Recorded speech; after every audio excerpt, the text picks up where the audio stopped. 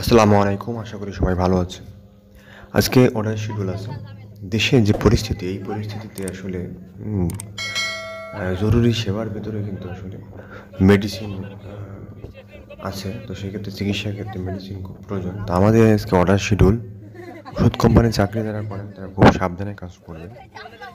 এই দেশের এই পরিস্থিতিতে আপনার নিজেকে সেফ রেখে দেখেন, আমি যাচ্ছি ডাকরায়, কালীগঞ্জ ডাকরা, বাগেরহাট জেলা, রামপাল থানা।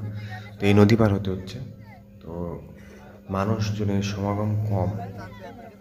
নৌকার ভিতরে কিছু পোলাপান আছে, তারা আসলে খেলা করতে যাচ্ছে ওই পারে, তার জন্য একটু বেশি দেখা যাচ্ছে। কিন্তু বাকিগুলো নৌকায় দেখুন একজন দুজন করে, অর্থাৎ মানুষ কিন্তু কম বেরোচ্ছে।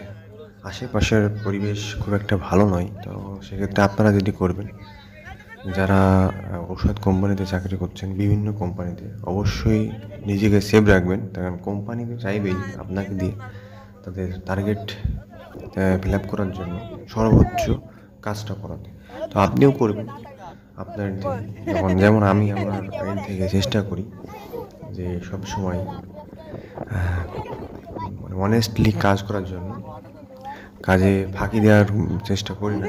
সেক্ষেত্রে অবশ্যই চেষ্টা করবেন প্রপারভাবে কাজটা করে টার্গেট ফিল আপ করতে। আসলে এই পরিস্থিতিতে টার্গেট ফিল আপ করা কষ্ট, তারপরেও আমরা চেষ্টা করি। দেখুন একটা ট্রলার আসতেছে, ইঞ্জিন চালিত ট্রলার, নদীতে আসলে ট্রলার আসলে এখানে বেশ ভালো, যেহেতু সুন্দরবনের কাছাকাছি।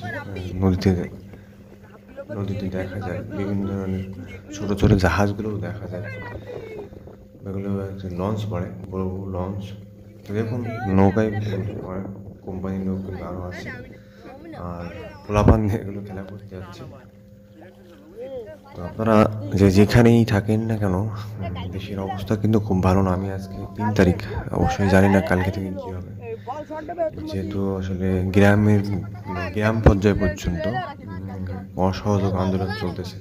তো দেখুন সমুদ্র দেখা যাচ্ছে, মনে হচ্ছে যে পুরো সমুদ্র আসলে একটা নদী। এভাবেই দেখানোর চেষ্টা করলাম। ভালো থাকবেন। আসসালামু আলাইকুম।